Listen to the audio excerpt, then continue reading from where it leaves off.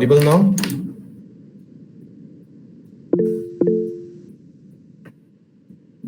Okay. Okay, sorry for this. Good afternoon, everyone. Welcome to the online interactive session organized by the Greater Guwahati Karbi Students Association on civil services preparation. Today we are very privileged to have one of the best guide on this topic, which is none other than Dr. MAYUR HAZARIKA, sir. Welcome to the session, sir.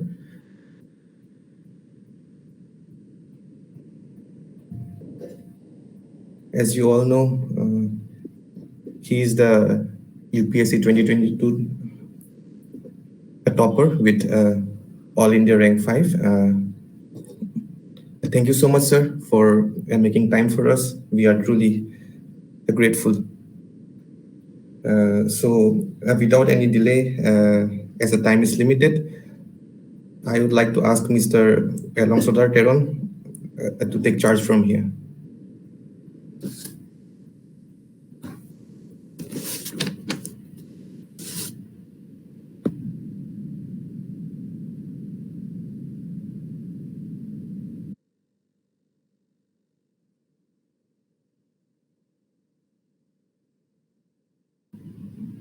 Longsodar, I think you are mute.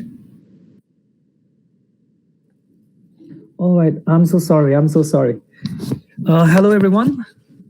So thank you very much, Brother Sir Klim, for giving me this time. And as Brother have already briefed an introduction about our sir today here. So once again, sir, I would like to welcome you to this session today, Sir Dr. MAYUR HAZARIKA. So without any further ado, so I would like to give a brief structure about how we are going to carry on with this session today. So as the time is 1 hour, we have already taken five minutes, of course. So 40 minutes, we are going to have this questionnaire, which we have already received from few of our students here. And then the last 20 minutes, so to say, there will be another interactive session where you can ask Sir directly. And Sir is going to brief us. And if Sir have anything that he wants to give us tips that may be very unexpected for us, Sir can give that to us. So without any further ado, I would like to continue the first. I would like to ask Sir the first question.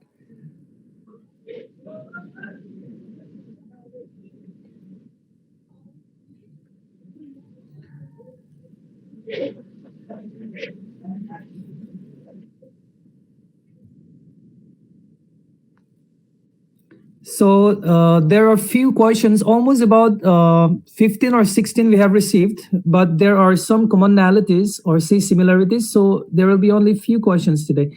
So the first question that we have that I would like to ask Sir is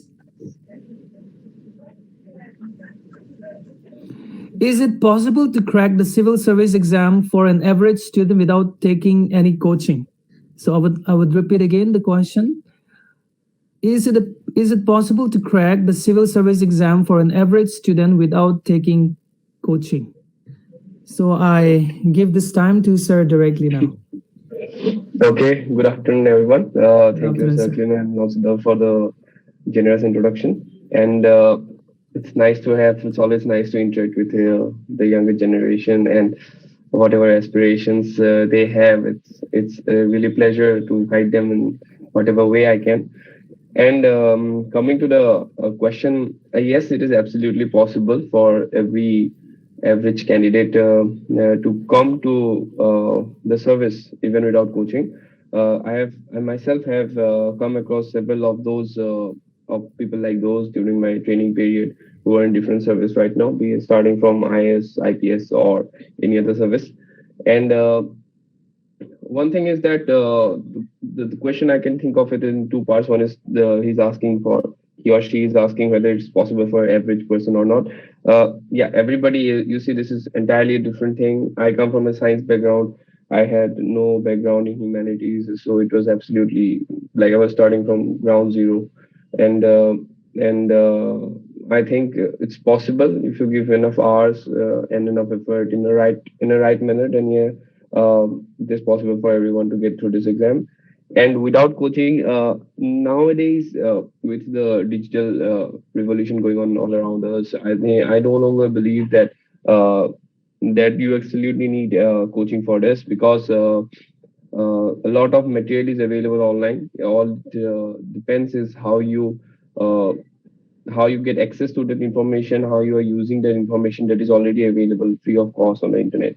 Like for example, there are so many pages, insights, DRIS, and almost every coaching institute has a free page on the internet where they regularly update whatever current happenings is going around, be it in monthly current affairs format or in a daily current affairs format. There are also free quizzes available online, so you can definitely join those. Once you get into the circle, or once you come to know or you interact with people who are already in this journey, so you will come to know the various sources that are available free of cost on the internet that you can access. And yeah, I think that um, I hopefully answered your question.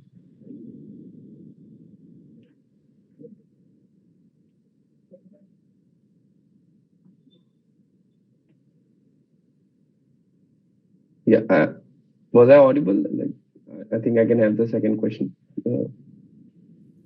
Yeah, I'm so sorry. Yeah. So the second question we have is, what are the main books that we can start preparing for the exams? So what are the main books? So the main books, rather than books, you should rather go for an approach that instead of a fixed book, it would be a topic or a subject. For example, there are subjects like polity, modern Indian history, ancient Indian history, medieval Indian history, world history, geography, Indian world.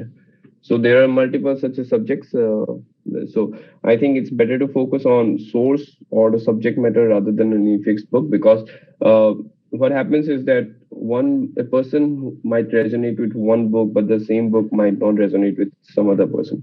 Everyone will have to find their own book which matches their thought process and all. But still, there are some basic common books that are available or are followed by most in the market. For example, with respect to Indian polity, there is a book called written by M. Lakshmikant. The book is called Indian Polity. It's a very like the starting point book for polity, but not only starting point. If you add on and you use it, you can probably use it as your final resource as well, like with some additions here and there. For modern Indian history, there is a book in the market written by Rajiv Ahir sir. However, I was not using that book. It was a book by Spectrum. I was using another book by MAYUR his publication, written by Sonali Bansal ma'am and Snehil Tripathi sir. And that's the book I was referring for the modern Indian history. For ancient and medieval Indian history, I was using a book, another book by MAYUR his publication, written by Poonam Dalal Dahiya ma'am. For geography, I was using PMFIS, PMFIS book, and not the present book that is available in market, but the notes that were available back then. Like the book came off only last couple of years or so, but I had collected that notes like 3-4 years earlier. Environment, once again, PMFIS book. And science and tech, I was relying on. I had taken an online coaching, and I was relying on whatever notes were given in the coaching. Economy, once again, was my weak point, kind of during preparation period. However, wasn't did well in the exam eventually in economy subject. I was using. I had taken coaching there once again, and then I was using the notes that were available from the coaching materials. Um, And then art and culture. There are multiple. There's I can't remember the name of the book exactly, but it's very commonly known. Nitin Singhania sir's book was there for art and culture, and like there are so many other subjects. I keep on telling like for there is governance, there is international relation. For international relation, I was using governance, international relations, social justice, internal security. I was using mostly materials, valuated materials that were available in the market from Vision IS coaching material. And not that I took coaching in that institute, the material is easily available online, and you can even buy it online available materials from Amazon or Flipkart anywhere. So these were the basic resources. But although these are basic resources, this is not a exhaustive list. There are way many things that you need to look into and find out, experiment on your own, and then from time and again you have to add those to your own notes or whatever the basic book that you're using. These are the basic books, I guess. All right, thank you very much, sir. So I'm getting this question privately. Actually, some of our students here, actually not all the people that are attending this session today are not just a student, but there's few professionals who are also working outside. So so they are intrigued to know. So it also, of course, the same question that the student may ask, those who are still pursuing their academic, so to say. So they are in. They wanted to know: is it like how do we manage our time while we are working, and at the same time, so to say, for the student pursuing my own academics journey? So how do we manage? How do we start? Okay, so I was in both the stages while I was preparing. Like while I had started the preparation. I was a student back then, and when I was giving the attempt, just till 10 days before the prelims, I was working. So I have experience in both the ends, and I think the core thing is always your intent. You will have to find and scrap time here and there. As for example, while I was a student, let's say I was studying 4 hours a day. What I did was that I divided it in I'll divide 2.5 hours I'll do for academics and 1.5 hours I'll do for UPSC, and then tried to stick to that. And as and when, let's say, the exam is not around in academics, then I would probably shift it like 2.5 hours to UPSC, 1.5 hours to normal academics, like depending upon the situation and what I was doing at that particular time. So I would devote that amount of time. And while I was working, I used to work. I had a OPD hours based duty, so there were no night duties as such. So I used to study in the evenings, and sometimes it went till late night, maybe 1, 2 till late night. I used to study. Overall, if I managed to get like 6 hours of study time a day, I think that is good enough. And I think those who are working, if they can target for like 4 to 6 hours per day, that's good enough, I guess. Oh, thank you so much, sir. So maybe some of us will be interested here to know, like, we wanted to know, like, how was your journey? How did you gain that motivation or that interest to keep this journey to make yourself successful today? So they wanted to know a little background. I mean, the story that how you have come.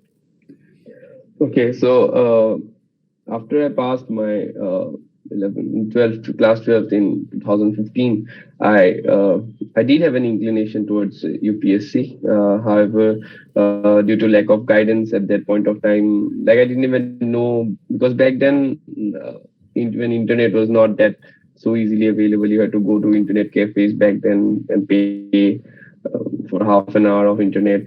So it was not so easy. Information asymmetry was huge back then.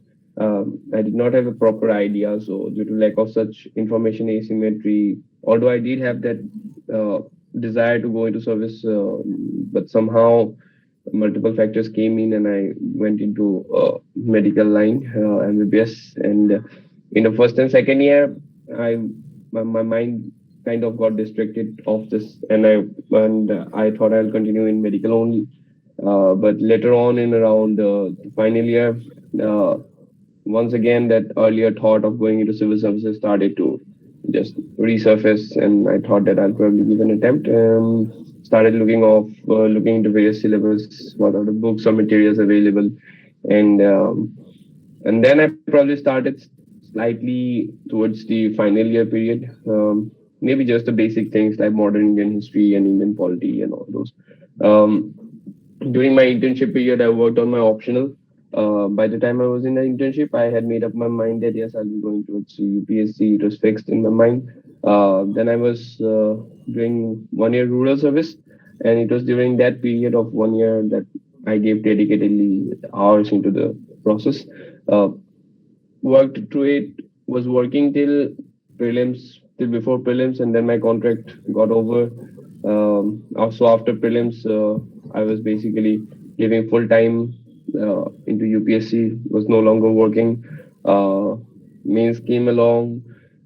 Uh, I had to cut corners at several places because I had uh, very, I was lacking in time availability here and there. So uh, eventually, interview call came along, and at the end of the day, I just think I need to be grateful to destiny that it worked out, because it's a very unpredictable process in general. The whole exam there's a lot of unpredictability in this process. Like, you're not very sure whether you are doing this correct or not. Even when I was preparing, I almost every day I had doubt whether I was going the right way or not.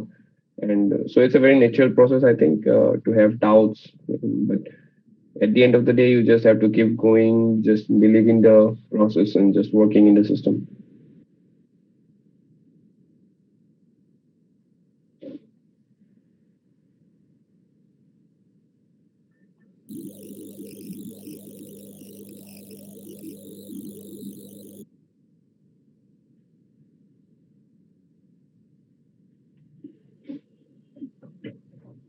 Yeah.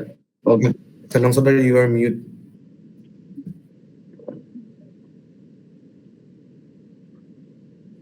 Okay, so the next question we have, thank you very much, sir, for the answer. So the next question we have here is, how can one stay motivated during the ups and downs of this journey? Okay, so yeah, just as carrying on with the same topic that I had just touched on, there will be days when you'll be feeling down, you'll be uh, not motivated, you will have self-doubt, and you are not sure whether you are going in the right path or not. So these are very common things. Even when we are like, I'm discussing with the successful candidates over here, the other officer trainees with me, it's a constant theme. It's a constant theme that everyone has this phases of self-doubt and lacking in motivation in general. But what is common is that at the end of the day, no matter how much the doubts they're facing, they just keep on working hard. They maybe they're down one day, but they get up the next morning and they start the whole process again. It's about not giving up.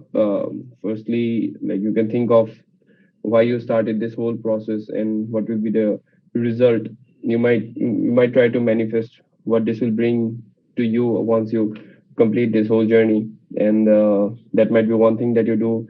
Secondly, you might have a close group of friends or your family or near and dear ones in whom you can confide and express ki I'm having doubts, and so then they will be, it's up to them how they encourage you ki, how you can do this. Like, I used to tell my friends, and they were like, if you can't do it, then who will be able to do it? Just keep on giving your best. Uh, so those type of motivating and encouraging people in good company who will be guiding you and also supporting you. So those type of circle is comes in handy during those doubts of the doubtful periods. And thirdly, one might actually develop some side hobby or anything that they have interest in. For example, I was interested in football.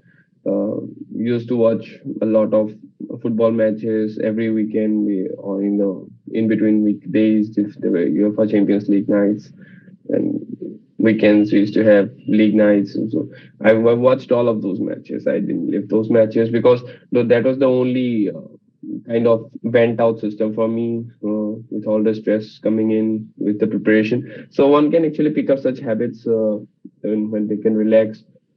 So I think those are the three ways. Like you have to keep on going, have belief in yourself. Firstly, secondly, have a close group of confidant in whom you can confide. Thirdly, pick up some hobby or something which can keep you motivated. Not just motivated, just as a vent out of the stress.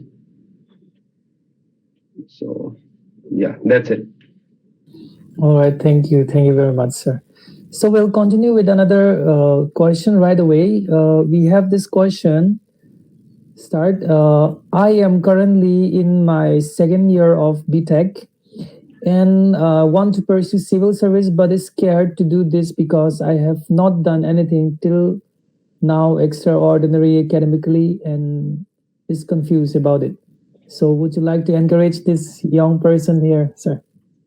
Yes, definitely. Like, I don't think that you have to do anything extraordinary to come into the service. It's the service, the whole exam, although it might seem very demanding in an extraordinary fashion, but at its very core, I think only those people who have been consistent throughout the whole process, like not cheating themselves, and they're like committed to the purpose and disciplined. I think that's what matters, rather than your past accolades. Those are almost of no value when you are coming for the preparation, or at least when you have actually entered the service. As now, what I have seen is that all those don't actually matter. What matters is how disciplined you are and how you can keep on giving the hours despite everything.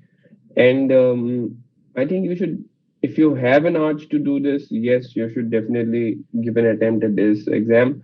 But just as I had already mentioned, this exam comes with a lot of unpredictability. And taking into consideration the unpredictability, like there are two schools of thoughts, whether one should have a backup plan or not. So I personally believe that it's good to have a backup plan, just in case the exam it's showing the pattern of such unpredictability. So it's good to have a backup plan. So you are already pursuing BTech. I guess it's a second semester or second year, I forgot. But yeah, complete your graduation first, so that that is a good backup in case this doesn't happen. But once you're done with your graduation, yes, I think you should definitely give an attempt at this. But the attempt should be honest enough. You should be really motivated and committed to the thing, because this is very demanding. Day in, day out, it's not easy to just give so many hours into studies while you see all your friends just having fun outside and roaming around. It's not easy to stay motivated under such tempting circumstances. But I think you should try. It will be good. I myself would love to have people more from Assam and in Northeast come into service. Thank you very much, sir. That was a wonderful encouragement to the young guy here. So the next question we have here is like he wants to know, or say we want to know strategy for current affairs portion. So how do we make notes of it? Okay.